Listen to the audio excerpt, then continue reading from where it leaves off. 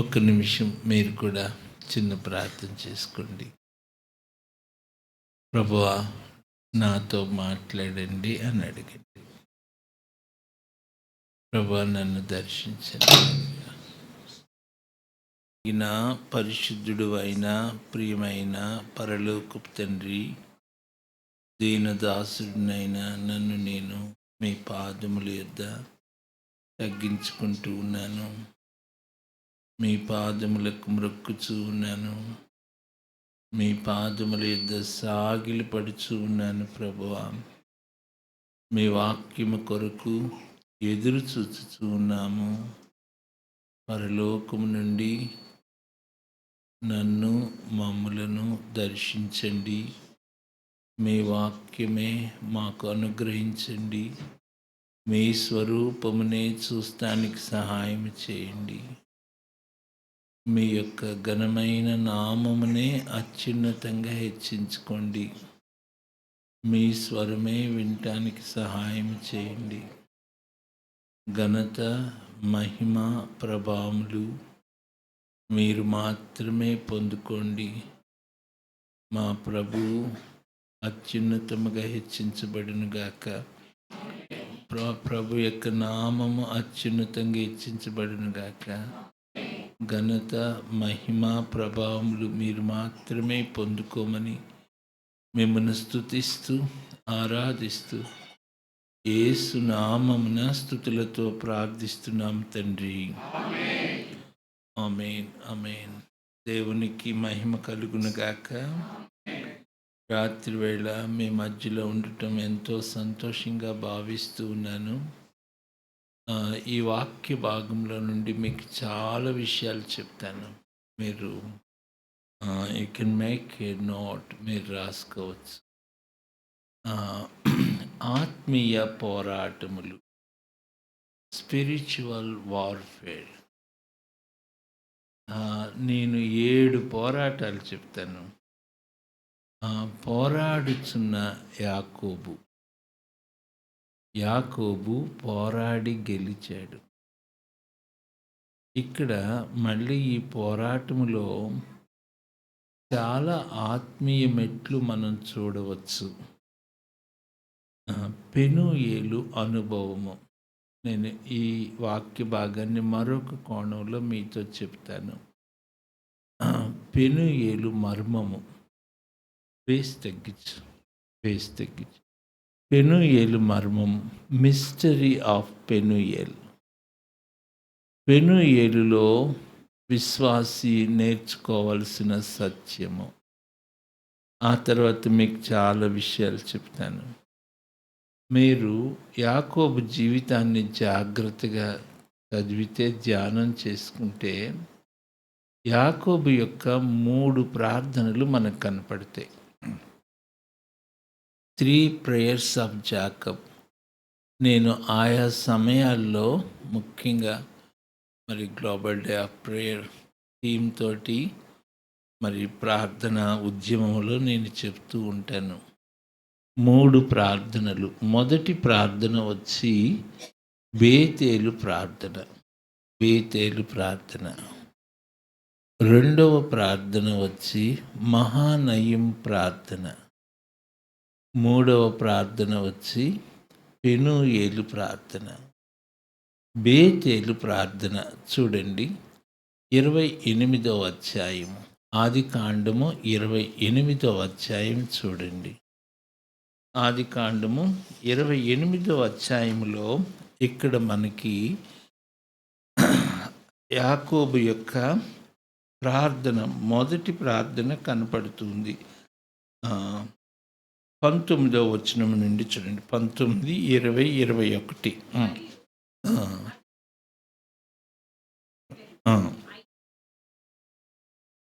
ఆ ఊరి పేరు లూజు.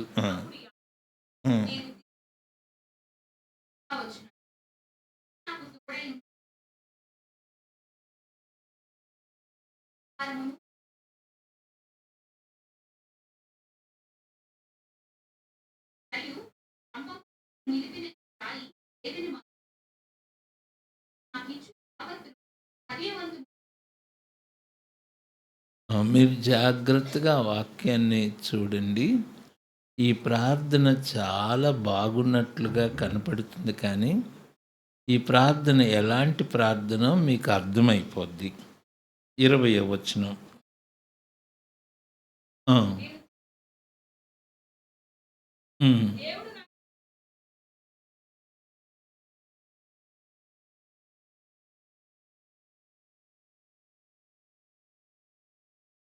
యెహోవా నాకు దేవుడైయుండును. లేకపోతే దేవుడు కాడు.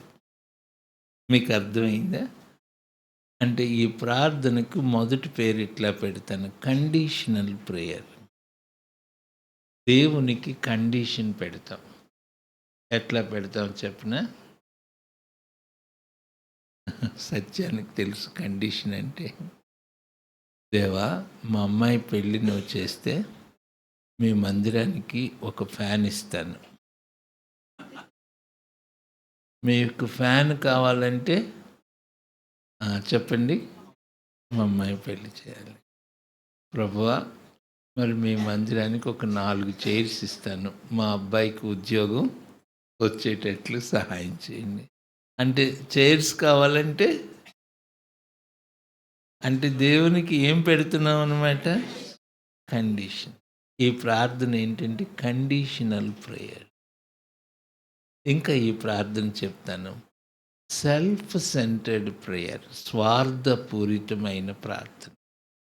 ఈ ప్రార్థన జాగ్రత్తగా చూడండి. నన్ను కాపాడి నాకు తినుటకు ఆహారమును, నాకు ధరించుకొనుటకు వస్త్రములను, అన్నీ ఏమున్నాయి అన్నమాట? శరీరము, స్వార్థము కదా. రెండవది, ఈ ప్రార్థన శరీర సంబంధమైన ప్రార్థన, కార్నల్ ప్రేయర్. ఇంకా ఈ ప్రార్థన సెల్ఫ్ సెంటర్డ్ ప్రేయర్, స్వార్థము, దేవుని కొరకు ప్రార్థించటం చేయట్లే. ఈ ప్రార్థనలో దేవునిని మహిమపరిచే అనుభవము లేదు. ఈ ప్రార్థనలో విశ్వాసము లేదు. ఈ ప్రార్థనలో రిపెంటెన్స్ లేదు. ఈ ప్రార్థన దేవునికి అంగీకారమైనది కాదు. నేను మీకు ఎప్పుడైనా చెప్పి ఉంటాను, మళ్ళీ చెప్తాను. హన్నా వచ్చేది. హన్నా దేవుని యొద్దకు వచ్చి, దేవా, నాకు కుమారునివ్వయ్యా అని అడిగేది. దేవుడు అనేవాడంట, అమ్మ నాకు కూడా ఒక కొడుకు కావాలమ్మా, నేను ఎవరికి చెప్పుకోను అనేవాడంట. మీకు వినపడుతుందా? మళ్ళా వచ్చేది, దేవా నాకు ఒక కుమారుడు కావాలి. దేవుడు అనేవాడంటే నాకు కూడా ఒక కుమారుడు కావాలమ్మా, ఏలి కుమారుడు 2 ఉన్నారంటే వాళ్ళు భ్రష్టులు అయిపోయారు, హోప్ని ఫినెహాసులు, నాకు ఎవరు లేరమ్మా అనేవాడంట. మళ్ళీ వచ్చేది, నేను ఇట్లా అడుగుతాను, హన్నా నీకు ఎందుకమ్మా కొడుకు అంటే ఏమంటుంది? భయంకరంగా పోట్లాడుద్దేమో కదా, ఏంటి ఆ మాట అంటారని కదా. అసలు కొడుకు ఎందుకు? నింద పోవాలని.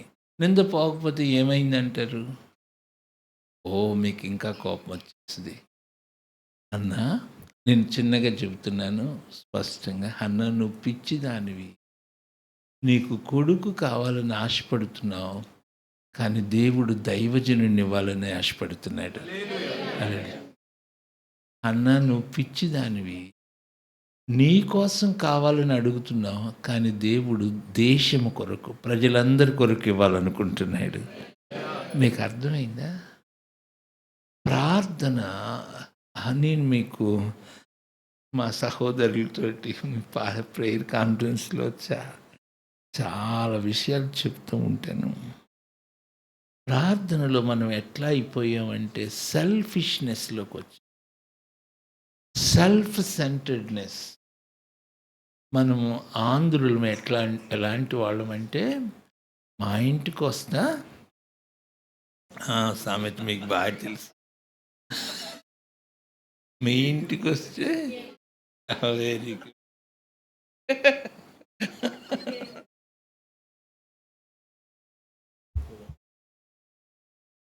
అది పరిస్థితి.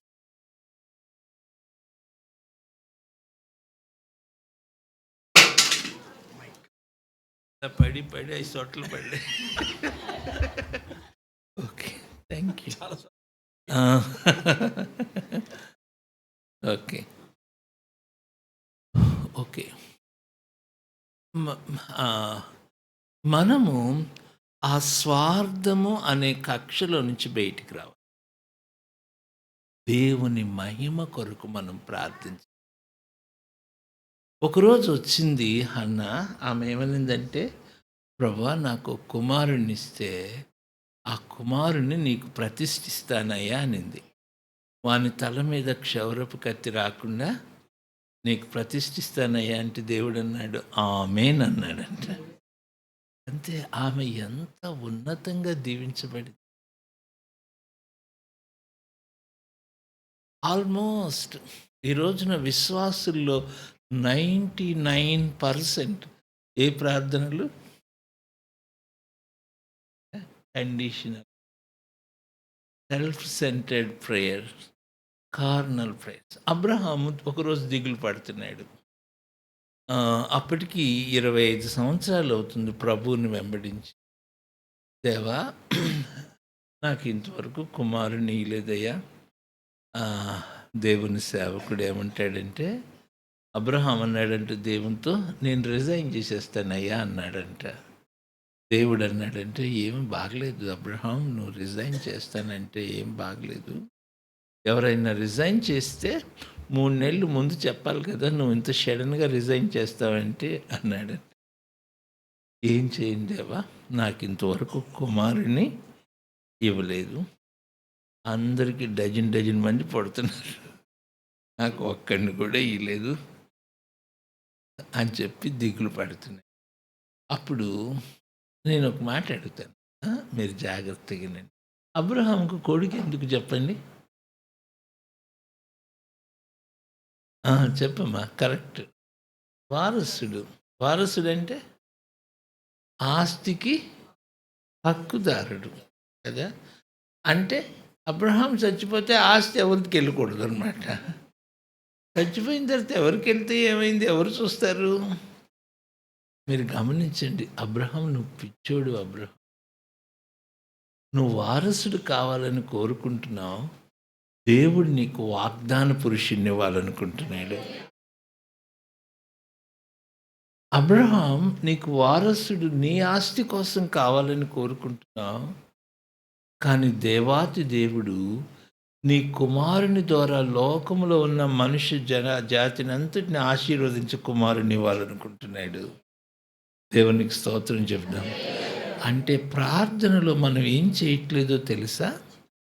దేవుని మహా ఉద్దేశాన్ని గ్రహించటంలా. మన ప్రార్థనలు సెల్ఫిష్‌గా ఉన్నాయి. చాలా సంకుచితంగా ఉన్నాయి. అర్థమైందా? వాళ్ళ దేవుడు అబ్రహాంతో ఇట్లా అన్నాడేమో, అబ్రహాం నువ్వు వెళ్ళి శారమ్మతో మాట్లాడు. నీకు ఒకేసారి 50 మంది పిల్లల్ని ఇస్తాను. స్నానం చేపించగలదేమో కనుక్కో అన్నాడు. నవ్వితే సచ్చి నవ్వాలండి. నువ్వు స్కూల్ స్టార్ట్ చేయాల్సి వస్తుంది అబ్రహాం అన్నాడంట. దేవుడు ఇవ్వాలంటే ఇవ్వలేడా? దేవుడు అన్నాడు, నువ్వు వెళ్ళి పట్టుకొచ్చి నీ చేతనైతే, ఆ మాట నన్ను చాలా ఛాలెంజ్, నీ వల్ల అయితే నువ్వు లెక్కబెట్టి నక్షత్రాలని అంటాడు. నీ సంతానం అంతగా విస్తరింప. డూ మనం ఎందుకు దేవుని దేవుని ఆశీర్వాదం పొందట్లేదో తెలుసా? మనం ఎందుకు ప్రార్థనలు జవాబు పొందట్లేదు తెలుసా?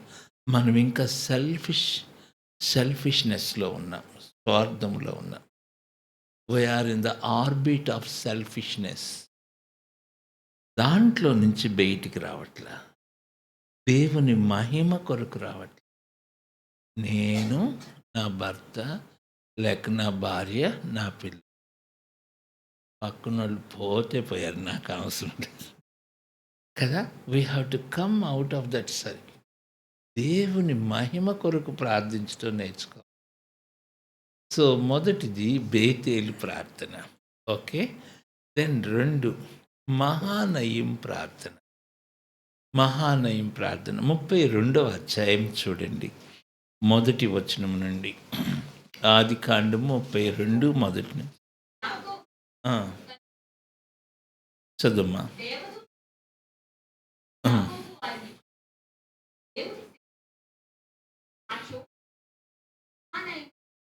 ఆ! ఇక్కడ ఈ వచనాన్నే మీరు మళ్ళా చదవండి. వాక్యం మనకి అర్థం కావాలంటే చాలా కష్టమే. పరిశుద్ధాత్మ దేవుడు సహాయం చేస్తే తప్ప అర్థం కాదు. ఏమని పేరు పెట్టాడు? మహానయం అంటే కింద ఫుట్‌నోట్ ఏమన్నది?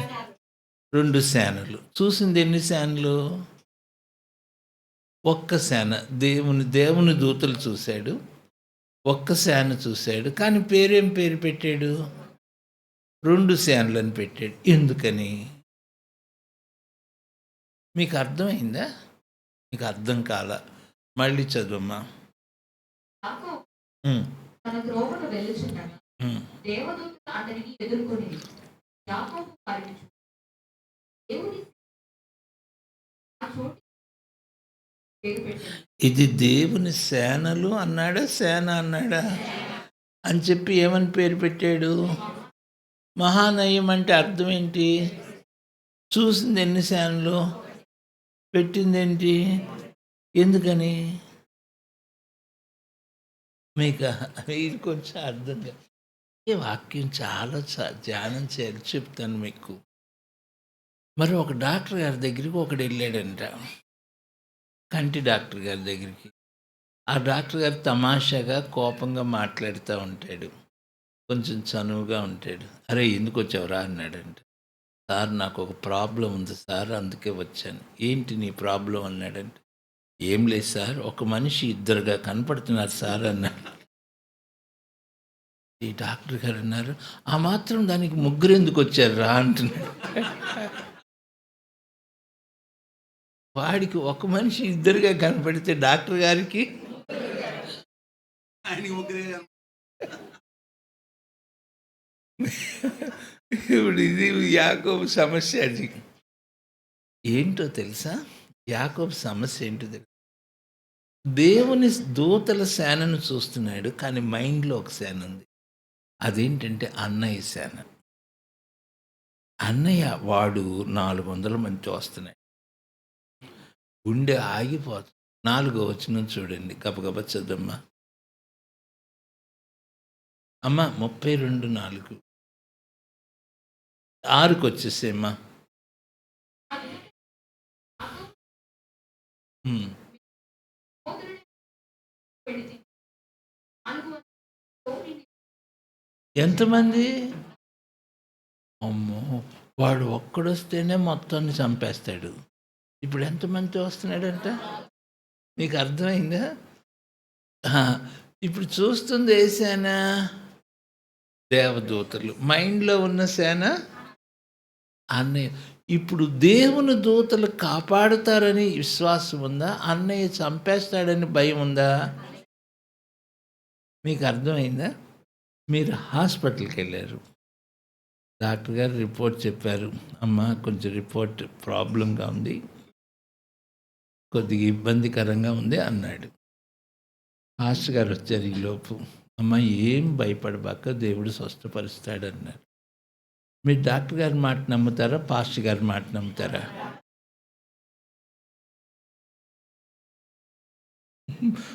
మీరు చాలా యథార్థంగా చెప్తున్నారు. మన విశ్వాసం ఉందంటారా? అవిశ్వాసం ఉందంటారా?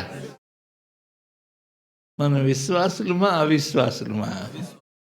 విశ్వాసులని పిలువబడే అది విషయం. దేవుని దూతలు ఎదుర్కొంటున్నారు. దేవుడు కాపాడుతాడన్న విశ్వాసం అసలు లేనే లేదు యాకోబుకి. ఏముందనమాట? అన్నయ్య చంపేస్తాడన్న భయం. That is the condition. అది మహానయం. ఈ మహానయం ప్రార్థన ఏంటో చెప్పనా? ఆపద మొక్కులు ప్రార్థన. అంటే మీకు ఇంకొంచెం క్లియర్‌గా అర్థం కావాలంటే రమేష్ హాస్పిటల్ ప్రార్థన అనమాట. ఎక్కడ ఎక్కువ ప్రార్థన చేస్తారనమాట? ఎందుకంటే శ్రమలు వచ్చినప్పుడు కదా! ఇప్పుడు యాకోబు అంటే అర్థం ఏంటి? మోసగాడు కదా! అది ఎల్‌కేజీ అర్థమేనంట. అస్సలు అర్థం ఏంటో తెలుసా? సప్లాంటర్ అని అర్థం. అస్సలు అర్థం స్కీమర్ అని అర్థం. స్కీమర్ అంటే అర్థం ఎత్తుకు పై ఎత్తేసేవాడు. బాబోయ్! మామూలు వ్యక్తి కాదు యాకోబు. Master minded. అప్పుడేం చేస్తాడంటే, ఏడో వచనం చూడండి, మీకు అర్థమైపోద్ది. చదవమ్మా.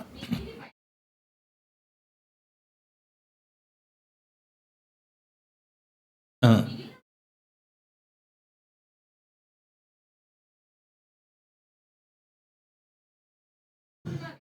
ఎందుకు 2 గుంపులు చేసాడో తెలుసా? ఎంత ప్లానో చూడండి. మొదటి గుంపులోనేమో అన్నయ్యకి గిఫ్ట్స్ అనమాట అన్నీ. ఒంటెలు, గొర్రెలు, పశువులన్నీ, మందలు.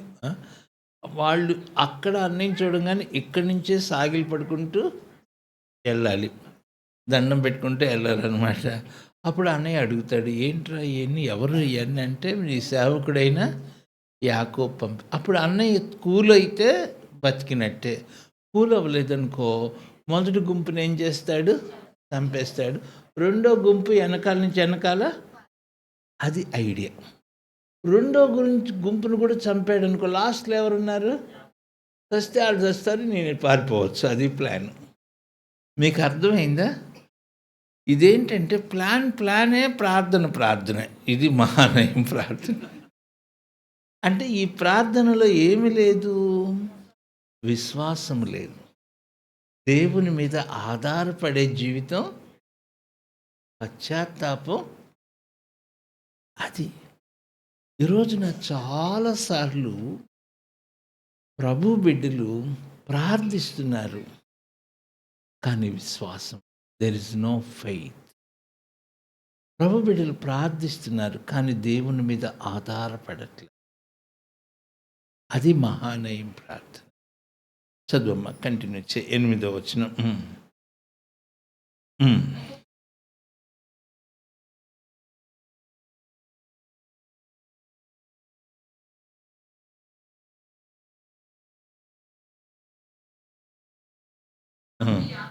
అప్పుడు యాకోబు ప్రార్థిస్తున్నాడు. మీకు అర్థమైందా? Wonderful plan. ఈ వచనాలు చదువుతుంటే ఆశ్చర్యం కలుగుద్ది. ఎంత ప్లాన్ బాబోయ్! ఎంత ఐడియా కదా! చాలాసార్లు ప్రార్థనలో మనం ఏం చేస్తామో తెలుసా? సొంత జ్ఞానం మీద ఆధారపడతాం. ప్రార్థనలో మనం ఏం చేస్తామో తెలుసా? దేవుని మీద ఆధారపడం, పశ్చాత్తాపడం, దేవుని వైపు చూడు. ఇది మహానయం ప్రార్థన. ఎంతో చక్కగా ప్రార్థన చేస్తాడు, కానీ ఆ ప్రార్థనలో విశ్వాసము లేదు. అది రెండవ ప్రార్థన. ఇప్పుడు మూడవది పెనూయేలు ప్రార్థన. ఈ పెనూయేలు ప్రార్థన వండర్ఫుల్ ప్రేయర్. ఇది ఇక్కడ నేర్చుకోవాలి. ఈ పెనూయేలు ప్రార్థన పోరాడే ప్రార్థన. దేవునితో పోరాడి గెలిచితివి అంటాడు. ఓకే, నేను మీకు ఇది ఒక పెద్ద వర్తమానం. ఓకే, నేను గబగబా చెప్పేస్తాను. 32:22కి వచ్చేద్దాం.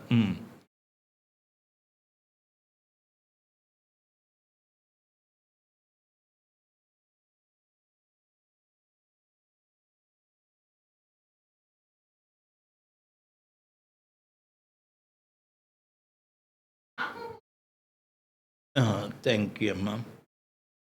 మీకు ఇక్కడ చాలా విషయాలు చెప్తాను, మీరు నోట్ చేసుకోవచ్చు. ఆ రాత్రి, అందరు చెప్పండి. దట్ నైట్, భయంకరమైన రాత్రి, యాకోబు భయముతో ఉన్న రాత్రి.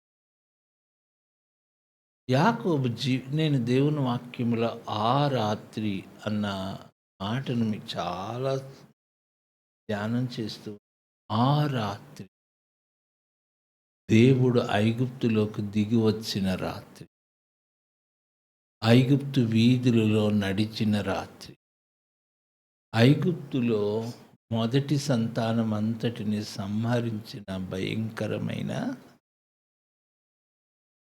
ఆ రాత్రి ఒక భయంకరమైన తూర్పు గాలి వీస్తుంది. ఎర్ర సముద్రం పాయలైన రాత్రి. ఆ రాత్రి మన ప్రభు అయిన యేసయ్య గెత్సెమనే తోటలో పెనుగులాడుచున్న రాత్రి. చాలా రాత్రులు. ఈ రాత్రి ఒక స్పెషల్ రాత్రి. ఆ రాత్రి యబ్బోకు రేవును దాటిన వెళ్ళిన యాకోబు. యబ్బోకు రేవు. ఈ రేవు దాటిన వాళ్ళు ముగ్గురు కనపడతారు మనకి. ఒకరు దావీదు, 2 యాకోబు, 3 ప్రభు అయిన యేసు. రేవు దాటుట అంటే ఇది చాలా ఒక మరణాన్ని దాటినట్లే. That is the thing. యబ్బోకు రేవు దాటిపోయాడు. యాకోబు ఒక్కడు 22 చెప్పండి నాతో. అందరు చెప్పండి. నేను ఒక్కడంటాను, తర్వాత మాట మీరు చెప్పండి. యాకోబు ఒక్కడు, నేను ఒక్కడంటాను, తర్వాత మీరు చెప్పండి. యాకోబు ఒక్కడు, పెద్దగా చెప్పండి. మిగిలినా? అందుకని ఈ మాట మీకు అర్థం అవటానికి నేను అది చెప్పిస్తూ ఉంటాను. యాకోబు ఒక్కడు పెద్దగా మిగిలిపోయిన అంటే అర్థం ఏంటి? మీకు అర్థం కావటానికి చెప్తాను. యోహాను 8:9.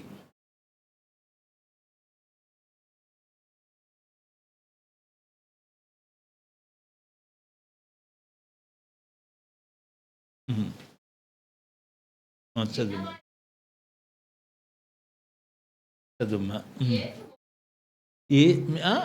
నువ్వు తప్పు చదివా తల్లి.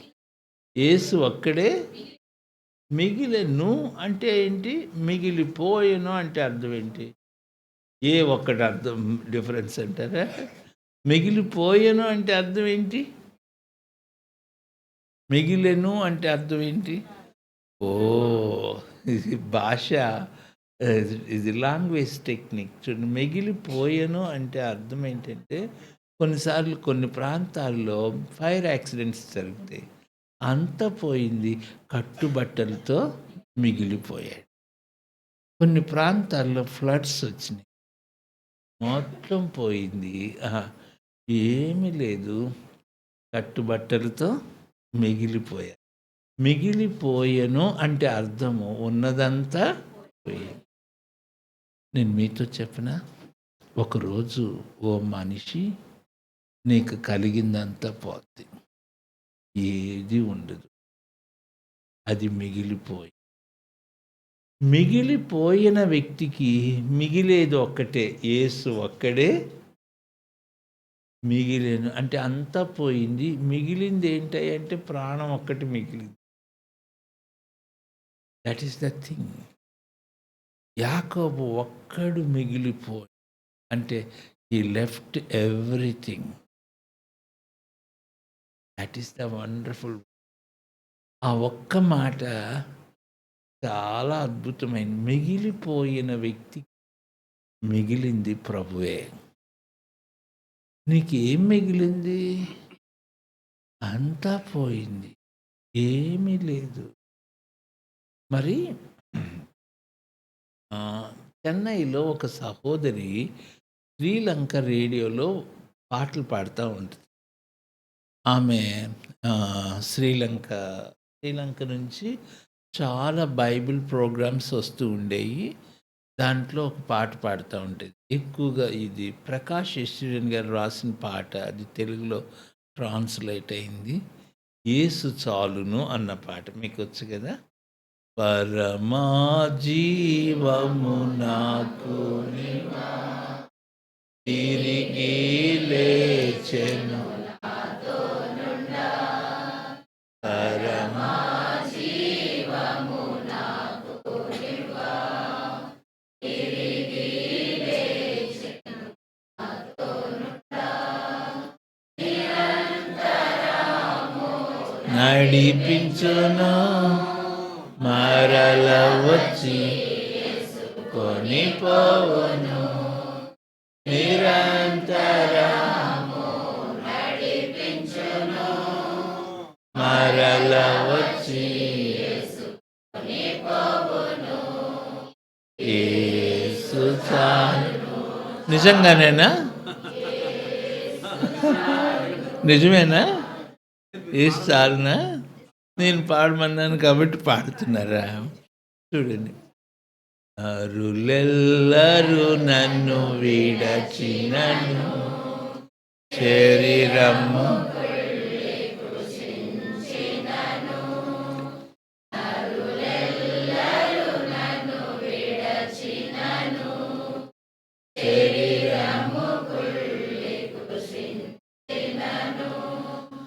హరించినన్న ఐశ్వర్యము, విరోధి వలె నన్ను విడచినను, హరించినన్న ఐశ్వర్యము, విరోధి వలె నన్ను విడచినను. ఒక్క నిమిషం. ఒక సహోదరుడు యేసు చాలు నన్ను పాడకుండా యేసు చాలునా అని పాడుతున్నాడంటే మీకు అర్థమైందా? ఆ సహోదరి శ్రీలంకలో ఉంటారు. శ్రీలంక నుంచి వచ్చి చెన్నైలో ఒక కన్వెన్షన్లో ఆమె పాట పాడుతూ అనింది. ఏమనిందంటే, నాకు ఇప్పుడు ఈ పాట అర్థమైంది అనింది. ఇప్పుడు అర్థం అవటం ఏంటి అని అడిగారు ఆశ్చర్యంగా. ఏంటంటే, శ్రీలంక గొడవల్లో ఎల్టీటీఈ గొడవల్లో భయంకరంగా చాలామందిని తమిళియన్స్ని చంపేసి అప్పుడు ఈమె కలిగిన ఆస్తి అంతా ధ్వంసం అయిపోయి బిల్డింగ్ పడగొట్టి అన్నీ కాలిపోయి ఏమీ లేకుండా ఆమె చెన్నైకి వచ్చేసింది. అప్పుడంటే యేసు చాలు, అన్నీ పోయింది, నో ప్రాబ్లం, నాకెవరున్నారు, యేసు చాలు. దట్స్ కదూ. అన్ని పోయినా నిన్ను ఎన్నడూ విడవకుండేది ఎవరన్నమాట? సో యాకోబు 20 years బేతేలును విడిచి మామయ్య వాళ్ళ ఇంట్లో ఉన్నాడు కదా. మాయ వాళ్ళ ఇంట్లో పెద్ద మాయ. యాకోబు మాయ పేరేంటో తెలుసా? లాబాను. నాయన చాలా పెద్ద మాయ. నీకు ఊరికినే పంపిస్తానా, నీకు జీతం ఇస్తానంటాడు. మచ్చలున్న గొర్రె పిల్లలు పుడితే అన్నీ నీకే. మచ్చలు లేని మగ గొర్రెని ఆడలు గారిని ఇచ్చి దానికి మచ్చలుకున్న పిల్లలు పుట్టమంటే ఎక్కడ పుడతాయి అంట.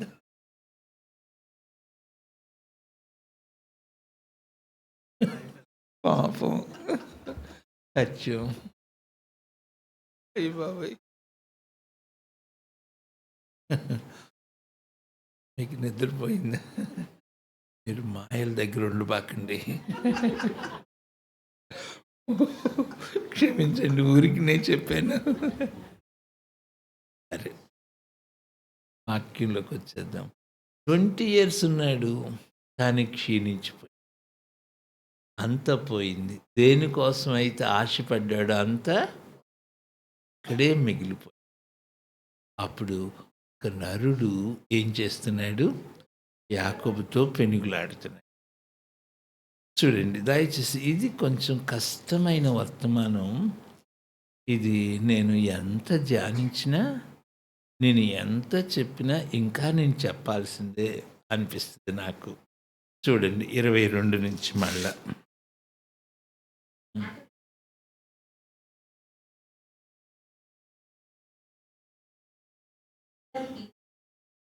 రేవు దాటిపోయి యాకోబు వారికి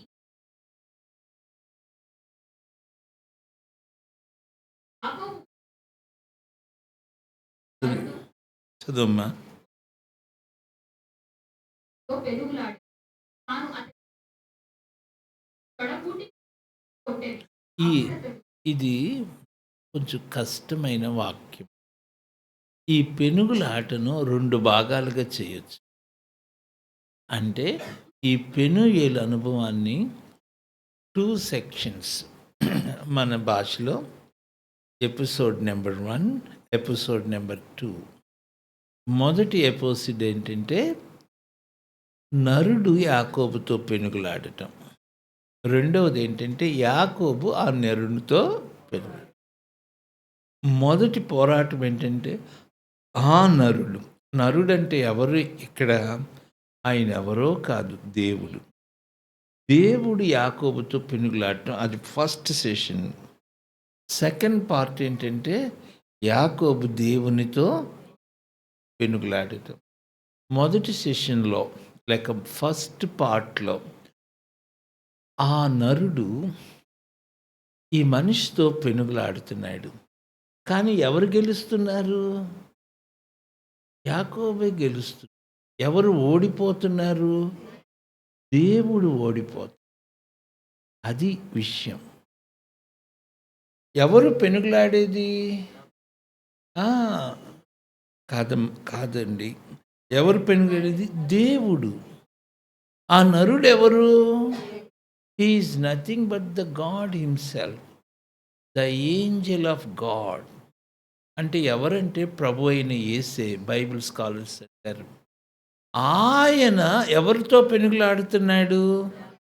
ఒక తృణమాత్రుడైన మానవునితో పెనుగులాడుతున్నాడు. కానీ ఎవరు గెలుస్తున్నారు? యాకోబే గెలుస్తూ ఉన్నాడు. మీరు ఇట్లా రాసుకోండి. మీకు ఎప్పుడైనా చెప్పానో ఏమో, ఆయా మీటింగ్స్లో చెప్తా ఉంటాను. ఒక భయం వేసే మాట చెప్తాను. ఓడిపోయిన దేవుడు. ఎవరు ఓడిపోతున్నారు? ఎవరు గెలుస్తున్నారు? మీకు ఒక చిన్న పాప ఉందనుకో, బంగారు తల్లి ఉందనుకో, బడికి రెడీ చేశారనుకో, నేను వెళ్ళను అనిందనుకో, మీరు కొట్టారనుకో, వెళ్ళొద్దా? కింద పడి డొల్లాడినన్న డొల్లాడుద్ది, కానీ బడికి మాత్రం ఎవరు గెలుస్తున్నారు? ఆ పిల్ల గెలుస్తుంది. ఆ పిల్ల ఏమనుకుంటుంది తెలుసా? నువ్వు కొట్టినంత మాత్రాన బడికి వెళ్తే నా ప్రెస్టేజ్ ఏమైపోద్దని.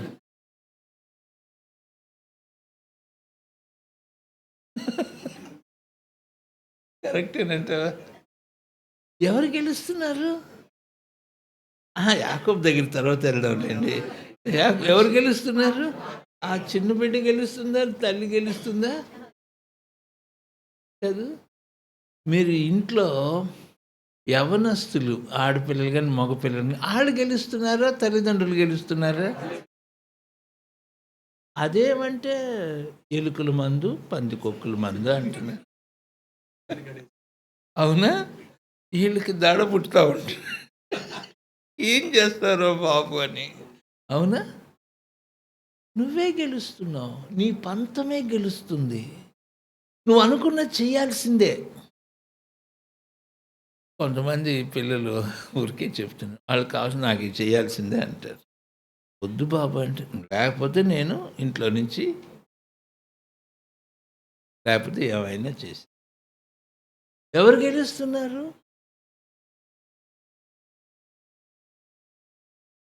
ఓ మనిషి, నువ్వే గెలుస్తున్నావు కదా. దేవుడు అంటాడు. మరి ఒక అమ్మ ప్రార్థన చేస్తుందంట. ఆ అమ్మ చాలా కన్నీటితో ప్రార్థన చేస్తూ ఉంటే దేవుడు ప్రత్యక్షమై, అమ్మ నీ ప్రార్థన విన్నాను, నీకు జవాబిస్తాను, నువ్వేం అడిగితే అది ఇస్తానమ్మా అన్నాడు. ప్రభువా నీకు స్తోత్రమయ్యా, మంచి దేవుడు అయ్యా, ఇంతకాలానికి నా ప్రార్థన విన్నావయ్యా అని అయితే ఒక కండిషన్ అమ్మా అన్నాడు.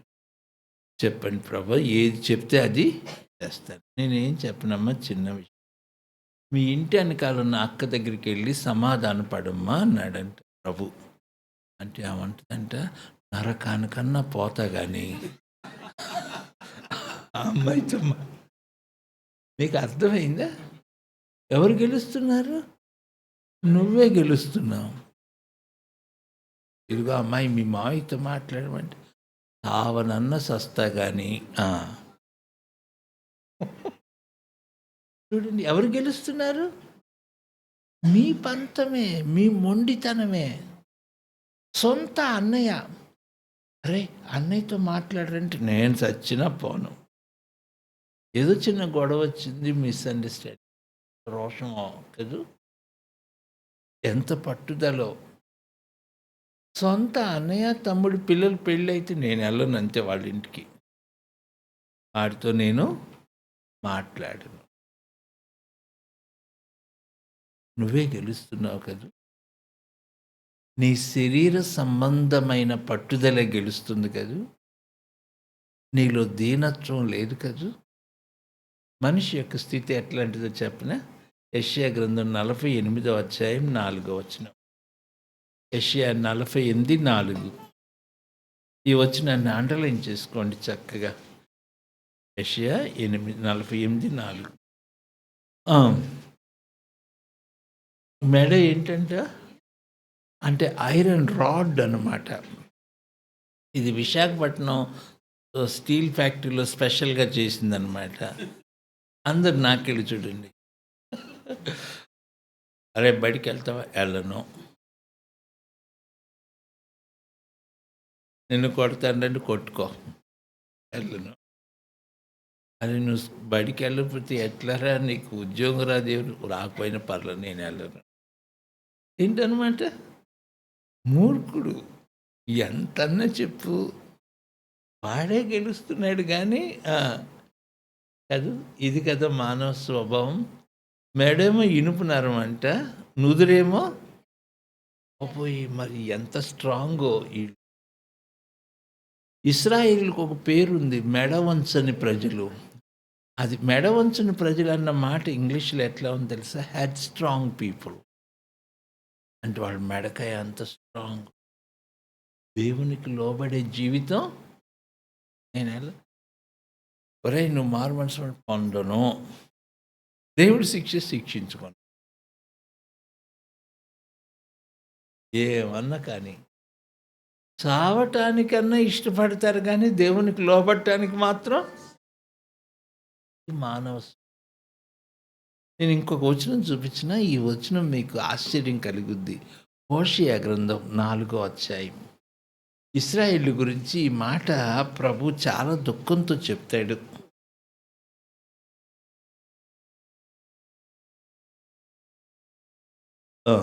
హోషేయ గ్రంథం 4వ అధ్యాయము 16వ వచనం. గుడ్.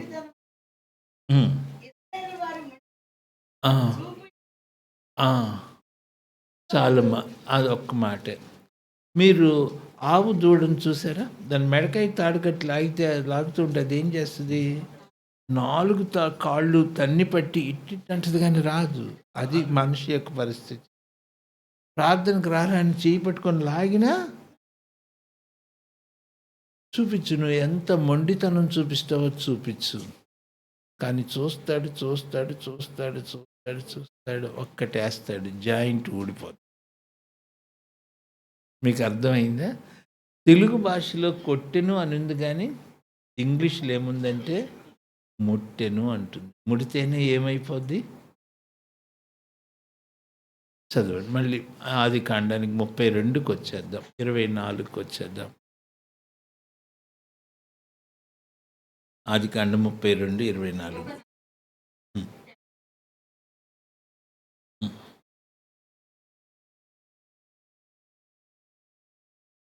హ్మ్.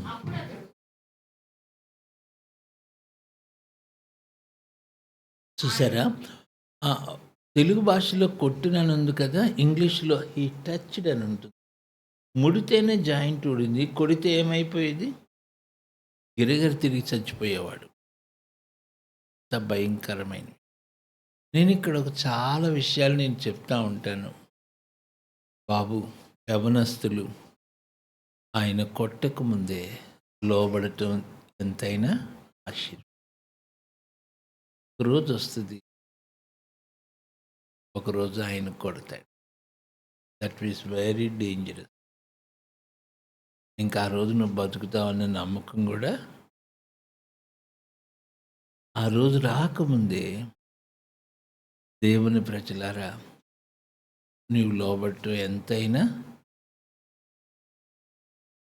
ఓకే. నేను ఈ మాటలతో ముందుకొస్తా. ఇప్పుడు రెండో భాగంలోకి వేస్తున్నా. ఓకే. ఆహ్, సరే నేను ఇది చెప్పిన తర్వాత అసలు విషయంలోనికి వస్తా. ఓకే. ఇప్పుడు దేవుడు అంటున్నాడు, తెల్లవారుచున్నది గనుక నన్ను పోనీ. అప్పుడు యాకోబు ఏమంటున్నాడు? నీవు నన్ను ఆశీర్వదించితేనే కానీ నేను నిన్ను పోనీయను. ఇక్కడ నేను బైబిల్‌లో లేని మాటలు చెప్పాలి. 1, 2 ఆ! యాకోబు అంటున్నాడంటే, నేను నిన్ను పోనీయను. దేవుడు అంటున్నాడు, నీవు నన్ను పోనీయవా? పోనీయను. మళ్ళా అడిగాడంట, నీవు నన్ను పోనీయను. పోనీయవా? పోనీయను. పోనీయకపోతే ఇంకో దెబ్బేస్తాను చచ్చిపోతావు అన్నాడంట. అప్పుడు యాకోబు అన్నాడంట, చచ్చిపోతే మీ పాదాల దగ్గర చచ్చిపోతా గాని శాపగ్రస్తుడిగా వెళ్ళనయ్యా అన్నాడంట. అని భయంకరంగా ఏడవటం మొదలు. అప్పుడు దేవుని హృదయం కరిగింది. కొంచెం గట్టిగా అరుస్తానే, యాకోబ్ రేయ్ నన్ను పోనీ, అసలు బతకని గెట్ అవుట్ అంటున్నాడంట. యాకోబు భయం, ఎక్కడికి వెళ్ళిపోనాయి, ఇక నా బ్రతుకంతా శాపం అయిపోద్ది, నేను వెళ్ళను, చావనన్న చస్తా కానీ నీవు ఆశీర్వదించకుండా నేను ఈస్ క్రై ఏడుస్తూ. అప్పుడు దేవుడు దయ కలిగి యాకోబు ఈ ఈ రెండవ భాగంలో 4 మెట్లున్నాయి. అవి పెనూయేలు రహస్యంలో there are 4 beautiful steps.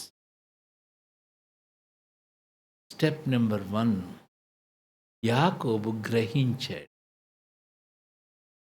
He understood, ఇది ఏంటంటే, దీని అర్థం ఏంటంటే, యాకోబు యొక్క మనోనేత్రాలు వెలిగినాయి. ఇప్పుడు నేను ఇలాగే జీవిస్తే, దేవునికి లోబడకుండా జీవిస్తే నా జీవితం నాశనం అయిపోద్ది అని ఏం చేశాడు? నాతో పెనుగులాడే వ్యక్తి మనిషి కాడు, దేవుడు అని ఏం చేశాడు? యాకోబు ఎంత ధైర్యశాలి! యాకోబు గ్రహించాడు. The understanding. నేను మీతో చెప్పనా? ప్రియ సహోదరులారా, నువ్వు గ్రహించగలవా? నీ జీవితం తాత్కాలికమని, నీవు భయంకరమైన పరిస్థితుల గుండా వెళుతున్నావని గ్రహించగలవా? దేవుడు నీతో పెనుగులాడుచూ ఉన్నాడన్న సంగతిని నువ్వు గ్రహించగలవా? మొదటిది గ్రహింపు. ఒక్కసారి ఇక్కడి నుండి మీరు హోషేయ గ్రంథానికి రండి. హోషేయ గ్రంథం 12వ అధ్యాయం 4వ వచనం.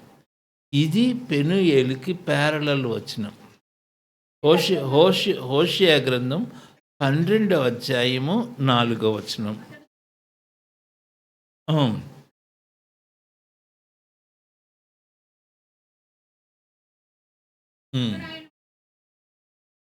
చదువమ్మా.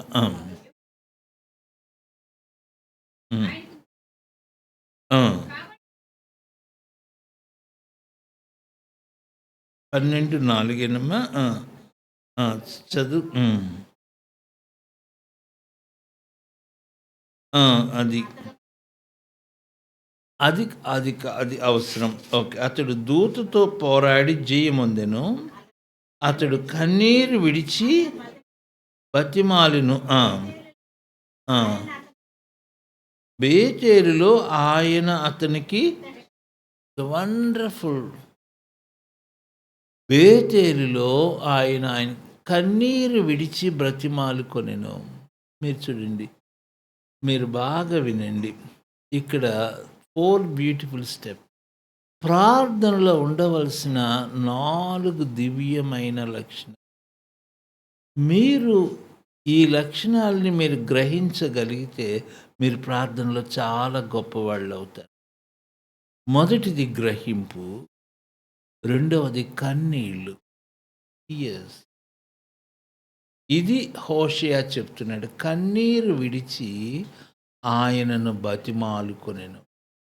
కన్నీరు ఏం చూపిస్తుందంటే బ్రోకెన్ హార్ట్, విరిగి నలిగిన హృదయము.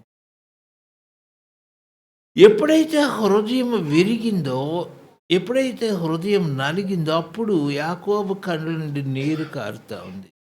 చాలా కఠినమైన వ్యక్తి. ప్రభు పాదాలు పట్టుకొని ఏడుస్తున్నాడు. ప్రభువా, నేను నిన్ను పోనీయను. I won't let you go. నేను పోనీయను. ఇది చాలా ప్రాముఖ్యమైనది ఆత్మీయ జీవితంలో. నేను నిన్ను పోనీయను. ప్రభునందు ప్రియబిడ్డలారా, ఇది ఆత్మీయ జీవితంలో చాలా ముఖ్యం. కన్నీరు. ఎప్పుడైతే కన్నీరు కారుస్తున్నాడో దేవుని హృదయము కదిలించబడుతూ ఉంది. కన్నీరు. దెన్ మూడవది ఏంటి అంటే పశ్చాత్తాపం, రిపెంటెన్స్.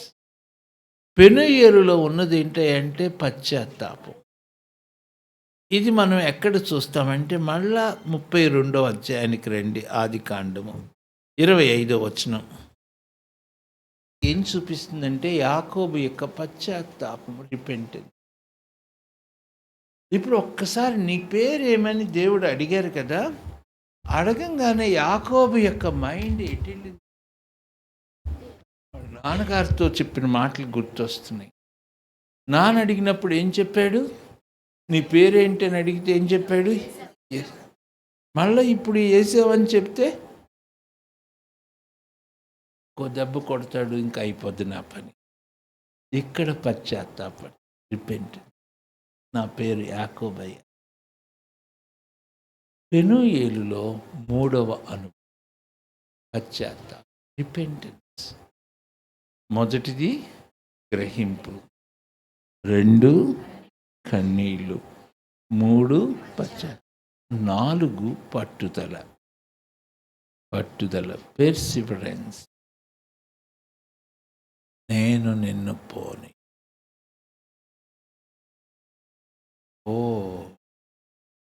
అప్పుడు దేవుడు ఏమంటున్నాడంటే, యాకోబు నీవే గెలిచావు. మొదటి పోరాటంలో, అది ఫస్ట్ ఎపిసోడ్లో ఇట్లా రాసుకోవచ్చు మీరు, ఓడిపోయిన దేవుడు. రెండవ ఎపిసోడ్లో ఇట్లా చెప్తాను, ఇది కొంచెం టెక్నికల్గా చెప్తాను. గెలుపుని ఇచ్చిన దేవుడు. యాకోబు నీకే గెలుపునిస్తాలే, నేనే ఓడిపోయానులే. ఓడిపోవుటకు ఇష్టపడిన నువ్వే గెలిచావు. ఈ పెనుయేలు చివరికి వస్తే ఏం మీరు గ్రహించవచ్చంటే, ఏదైనా మల్ల యుద్ధంలో ఎవరో ఒక్కరు గెలుస్తారు, కానీ ఈ యుద్ధంలో ఇద్దరూ గెలిచారు. యాకోబు గెలిచాడు, దేవుడు అంటే. అప్పుడు యాకోబు ఏమంటాడంటే, నేను దేవుని ముఖమును చూచాను. అందరు జాగ్రత్తగా వినండి. మీకు ఇంకా నేను సగమే చెప్పానని చెప్పాలి, ఇంకా చాలా మీతో చెప్పాలి. అయితే ఇదంతా 2-3 మాటలతో చెప్తాను. ఇక్కడి నుండి ఒక్కసారి గొల్గోతాకు వెళ్ళాలి. పెనుయేలు, గొల్గోతా ఈ 2 ఒకటే. మనిషి దేవుని ముఖమును చూసే స్థలం ఏదో తెలుసా? గొల్గోతా. అక్కడి నుండి you can see the face of God. ఇంకా ఇక్కడ నేను మీతో చెప్తాను, గొల్గోతా అనుభవం యొక్క రహస్యం ఏంటో తెలుసా? పెనూయేలులో దేవుడు యాకోబును కొట్టాడు, కానీ గొల్గోతాలో మానవుడు దేవునిని కొట్టాడు. ఆయన పరిశుద్ధ రక్తము ప్రవహించి మానవుని యొక్క గెలుపు పొందే స్థలము గొల్గోతా. సాతాను మీద గెలిచే స్థలము గొల్గోతా. పాపం మీద గెలిచే స్థలము గొల్గోతా. మరణము మీద గెలిచే స్థలము గొల్గోతా. ఇంకా చెప్పనా, మీ సమస్యల మీద గెలిచే స్థలము గొల్గోతా. ఇంకా మీ అనారోగ్యం మీద గెలిచే స్థలము, యేసు రక్తము యొద్ద గెలుపు నీదే. దేవునికి స్తోత్రం కలుగు. యేసు రక్తము యొద్ద నీవు దేవుని పాదాలు పట్టుకోవచ్చు. ఆయన కల్వరి శిలువ యొద్ద ఆయన నిన్ను దాటిపోని దేవుడు. ఓ, ఆయన నీకు జవాబునిచ్చే దేవుడు. దేవునికి స్తోత్రం చెప్దామా? అరే, ఆయన గెలుపునిస్తాడు. ప్రియమైన తల్లి, ప్రియమైన సహోదరుల, తల్లులారా, తండ్రులారా, మీ ఆత్మీయ జీవితంలో మీరు గెలుస్తారా? మీరు ఇట్లా చెప్పగలరా? నేను నా కుటుంబంలో గెలిచాను అని చెప్పగలవా? ప్రార్థనలో పోట్లాట్లో కాదండి, శరీర సంబంధమైన విషయాల్లో గెలుస్తారు. అంది కోర్టులో గెలుస్తారు, కానీ వ్యక్తిని కోల్పోతారు. అవునా? డబ్బులు నువ్వు సంపాదించుకోవచ్చు, కానీ ఆత్మీయతను నీవు కోల్పోవచ్చు కదా. అవి కాదు, నీవు ఆత్మలను గెలుచుకున్నావా? నీ బంధువులను గెలుచుకున్నావా? నీ అన్నదమ్ములను గెలుచుకున్నావా? నువ్వు గెలిచిన వ్యక్తిగా ఉన్నావా? అది గొల్గోతా అనుభవం. నేను ఇక్కడి నుండి మిమ్మల్ని పెనూయేలు మర్మము ఏంటో తెలుసా? The mystery of Penuel. ఒకటి, నీకు విజయాన్ని ఇస్తాడు దేవుడు, ఆశీర్వాదాన్ని ఇస్తాడు. ఇంకా నీ హృదయములో నిశ్చయతను. ఇప్పుడు ఏ భయము లేకుండా యాకోబు వెళుతున్నాడు కదా. ఇది ఇంకా నేను ఒక పెద్ద పరిశోధన. యాకోబు ఎవరిని ఎదుర్కొంటున్నాడు చెప్పండి? వాస్తవానికి అన్నయ్యని ఎదుర్కొంటున్నాడు కదా. యాక్చువల్గా అన్నయ్యని కాదు ఎదుర్కొనే. అన్నయ్య ముఖంలో ఏముందో చెప్పిన? మరణం ఉంది. Is now facing his death. ఇంకా అన్నయ్య ముఖంలో ఏముందో చెప్పిన? తీర్పు ఉంది. అన్నయ్య ముఖంలో ఏముందో తెలుసా? ఓ, ఏమి విత్తాడో దాన్ని నేను ఇట్లా రాసుకుంటాను. Before you face the judgement, face God. అన్నయ్య ముఖం చూడకముందు దేవుని ముఖం చూడు, పరిస్థితులన్నీ మారిపోతాయి. పెద్దగా దేవునికి స్తోత్రం చెప్పండి. మీ జీవితంలో కష్టాలు ఉన్నాయి. రేపొద్దున మీరు కోర్టుకి వెళ్ళాలేమో, రేపొద్దున డాక్టర్ గారి ముఖం చూడాలేమో, డాక్టర్ గారు ఏం చెప్తాడో భయం. అలాగే మీరు రేపొద్దున మీతో పోట్లాట పెట్టుకున్న వ్యక్తుల ముఖం చూడాలేమో, వాళ్ళ ముఖం చూడకముందు ఎవరి ముఖం చూడాలి? నీవు దేవుని ముఖం చూస్తే వాళ్ళు ఐస్ క్రీమ్ లాగా మారిపోతారు. దేవునికి స్తోత్రం కలిగి. ఎస్తేరు తన భర్త నెంబర్ 1 రాక్షసుడు, మామూలు రాక్షసు కాదు, ఆశ్వరోషు. తన భర్త ముఖం చూడకముందు ఎన్ని రోజులు ప్రార్థన చేసిన దెబ్బకి ఆయన ఐస్ క్రీమ్ అయిపోయాడు. నీకు అర్థమైందా? ఆయన అంటాడు, ఎస్తేరు నీకేం కావాలి? రాజ్యంలో సగమైనా. మనమైతే ఏమనేవాళ్ళం? తొందరగా రాసేయండి అనేవాళ్ళు. మళ్ళీ లేట్ అయితే మైండ్ మారిపోద్దేమని. కానీ ఎస్తేరు ఏమంటుందో తెలుసా?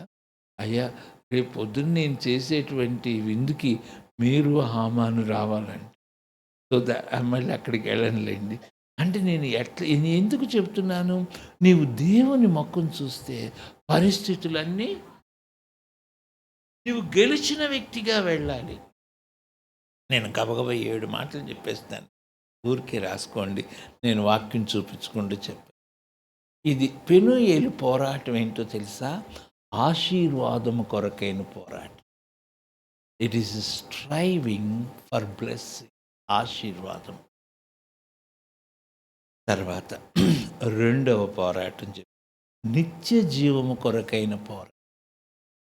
Striving for eternal life. లూకా 13లో ఇరుకు ద్వారమున ప్రవేశింప కొంతమంది పోరాడతారు. బాబోయ్, సినిమా టికెట్ల కోసం మామూలుగా పోరాడరు కదా. ఒకళ్ళ తలకాయ మీద ఒకళ్ళు ఎక్కేస్తూ ఉంటారు. కొంతమంది ఇప్పుడు చాలా పోరాటాలు జరుగుతూ ఉంటాయి. జనాలు గుంపులు కొడుతూ ఉంటారు. ఆ చందన బ్రదర్స్ దగ్గర పోరాటం కదా, అన్ని పోరాటాలు. జీవితమే పోరాటం, అన్ని క్యూలే. నువ్వు నిత్య జీవం కొరకు పోరాడతావా? పొద్దున్నే అందరూ పరిగెడతా ఉంటారు. దేనికోసం పోరాడుతున్నారు? బతకటానికి. నిత్య జీవం కోసం పోరాడుతున్నావా? ఇది రెండవది. దాని మూడవది సత్యము కొరకైన పోరాటం. అది ఫిలిప్పీలకు రాసిన పత్రికలో. What is that? Fight for the truth. ఈ రోజున చాలామంది ప్రభు బిడ్డలు సత్యంలో నుండి తొలగిపోతున్నారు. చూడండి, మొదటి అధ్యాయం 27వ వచనం. ఫిలిప్పీలకు రాసిన పత్రిక మొదటి అధ్యాయం 27వ వచనం. నేను ఎందుకు చెప్తున్నాను? మీరు వాక్యంలో ఇంకొన్ని విషయాలు తెలుసుకోవాలని. ఫిలిప్పి 1:27.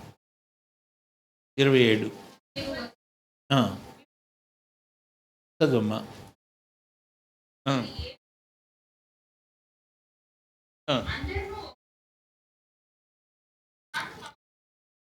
సువార్త విశ్వాస పక్షమున పోరాడు. చదువమ్మా.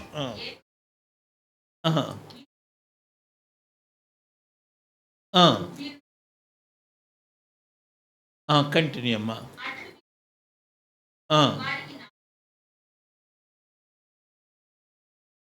చదువమ్మా, కంటిన్యూ.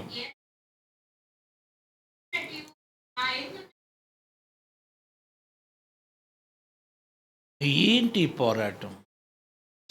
ఇది స్ట్రైవింగ్ ఫర్ ద ట్రూత్. నేను మంచి పోరాటం పోరాడిని అంటాడు పౌలు గారు. ఏంటి ఆ పోరాటం? సత్యము కొరకైన పోరాటం. చాలా స్ట్రాంగ్గా నిలబడ్డాడు. ఏంటి? క్రియల మూలముగా కాదు, విశ్వాసం ద్వారానే రక్షణ. దానికి మీరు చెప్పిన ఈరోజు చాలామంది సత్యము కొరకు పోరాటంలో వాళ్ళు నిలబడలేరు. ఎన్ని పోరాటాలు చెప్పాను? నాలుగవది చెప్పిన శరీరముతో పోరాటం, శరీర క్రియలను జయించటం అన్నమాట. ఇది చాలా ముఖ్యం. శరీరము, లోకము. రోమీలకు రాసిన పత్రిక 8వ అధ్యాయం 4వ వచనం నుండి. రోమా 8:4.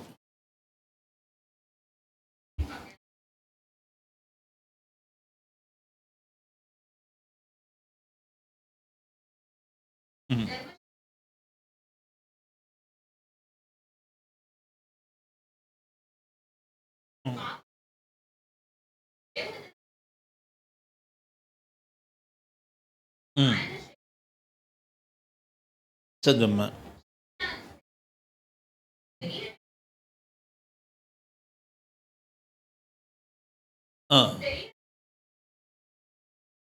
ఈ శరీరము, మన ఆత్మ రెండు పోరాడుతూ ఉంటాయి. ఇప్పుడు మీరు చెప్పండి, ఈ పోరాటంలో ఎవరు గెలుస్తారు? మీరు చాలా కరెక్ట్గా చెప్పారు.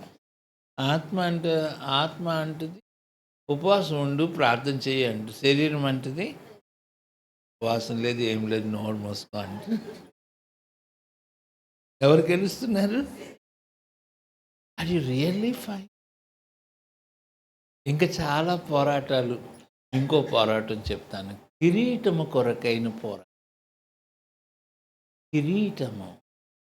ప్రభు బిడ్డలు కిరీటం పొందటానికి పోరాడాలి.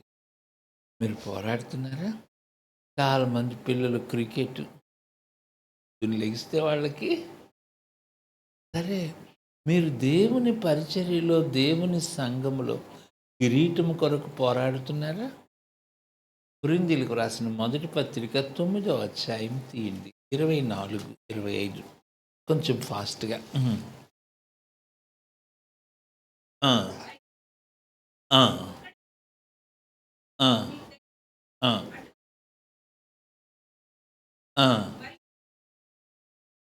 ఆ! ఆ! వాళ్ళు దేనికోసం పోరాడుతున్నారు? చెయ్యం. మరి మీరు ఆత్మ సంబంధమైన పోరాటంలో ఉన్నారా? ఇంకో పోరాటం. ఓహ్! ఈ పోరాటం ఏంటో తెలుసా? సాతాను శక్తులతో ప్రియమైన తల్లి, అరే! ఎంత భయంకరంగా పరిస్థితులు మారిపోతున్నాయో తెలుసా? ఎంత భయంకరమైన సంఘ విరోధమైన పరిస్థితులు వచ్చేస్తున్నాయో తెలుసా?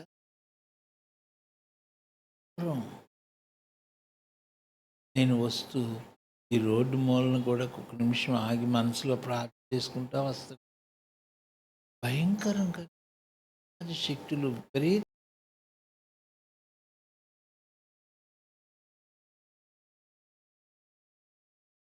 చాలా మోకాళ్ళ మీద చాలా మీరు పోరాడినది శరీరాలతో. మీ పక్కనోళ్ళు మీతో పోట్లాడుతున్నారు. వాళ్ళతో కాదు నువ్వు పోరాడేది యాక్చువల్‌గా. వాళ్ళ వెనకాల కొన్ని వందల సైతానులు. ఒకవేళ నీ భర్త నిన్ను బాగా శ్రమ పెడుతుండగా అతను కాదు నిన్ను శ్రమ పెట్టేది. అతని వెనకాల కొన్ని వందల సాతానులు పనిచేస్తా ఉన్నాయి. మీరు పోరాడి జయం పొందాలి. This is the spiritual warfare. ప్రియ బిడ్డలారా, మనం జయం పొందేవారుగా ఉండాలి. నేను ముగిచ్చేయనా ఇక్కడ? చాలాసేపు ఓహ్! యాకోబు ఎవరు? ఇశ్రాయేలయ్యాడు. పోరాడి గెలిచాడు. మొదటిది శరీర సంబంధంగా గెలిచాడు అనుకున్నా గానీ కాలు ఇరుగ్గొట్టాడు. ఇంకా చావాల్సిన అయితే తాను ఆత్మ సంబంధంగా గెలవటానికి 4 స్టెప్స్, 4 స్టెప్స్. స్టెప్ నెంబర్ 1 ఏంటి? గ్రహించాడు. తన మనోనేత్రాలు వెలిగినాయి. 2 కన్నీరు విడిచాడు. 3 4 నేను మిమ్మల్ని అడిగిన మీలో ఉన్నవాడు. నేను మొన్న జూమ్‌లో వాక్యం చెప్తున్నా. ప్రభు నాకు ఇచ్చిన వాక్యం 1 యోహాను 4:4 చదవండి. 1 యోహాను 4:4.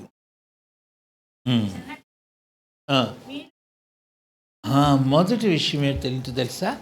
నీవు దేవుని సంబంధివి. అందరు నా వైపు చూడండి. మీ తలకాయ పైకెత్తండి. You belong to God. అది మొదటి. మీరు ఇట్లా అంటారేమో, నాకెళ్ళి చూడండి అందరూ. నాకేం లేదు, అది లేదు, ఇది లేదు, అది లేదు అని బాధపడుతున్నావా? ఏం బాధపడద్దు. మొదటిది ఫ్యాక్ట్ నెంబర్ 1, నీవు దేవుని సంబంధి. ఫ్యాక్ట్ నెంబర్ 2, నీలో ఉన్నవాడెవరు? కుమ్ములోడు ఉన్నాడా లేకపోతే దేవుడు ఉన్నాడా? నీలో ఎవరున్నారు? దేవుడు ఉన్నాడా? అందరు చెప్పండి. దేవుడు ఉన్నాడా? ఉంటే ఒకసారి మీ చెయ్యెత్తి ఒక్కసారి హృదయపూర్వకంగా దేవునికి స్తోత్రం చెప్పండి. నీలో ఆయన ఉంటే మీరు లోకాన్ని జయించవచ్చా? జయించేశారా? ఓ ప్రియ దేవుని బిడ్డ, ఈ రాత్రి నాకు దేవుడిచ్చిన వాక్యం, మీరు ఇశ్రాయేలుగా జయించేవారుగా ఉండాలి. దేవుని మీ ఇంట్లో నీ భర్త చెప్పాలి, నీ భార్య చెప్పాలి, అయ్యా నువ్వే జయించావు, నేనే ఓడిపోయానయ్యా. నీ ప్రార్థనే ఆ జయ జీవితం కలిగి మీ కుటుంబాన్ని జయించాలి. అట్టి రీతిగా ప్రభువును సహాయం చేయనుగా. ఆ గొల్గోత యొద్ద పాపం మీద జయం, శరీరం మీద జయం, సాతాను మీద జయం మరణం మీద ఆ జయాన్ని జయం పొందిన వారమై ప్రభు కొరకు మనం ముందుకు సాగాలి. ఆ రీతిగా ప్రభు సహాయం చేయునుగాక. దేవుడు మిమ్మల్ని దీవించునుగాక. దేవుడు తన వాక్యము మీ హృదయంలో ఫలింప చేయునుగాక. ప్రార్థన చేసుకుందాం. ప్రార్థన.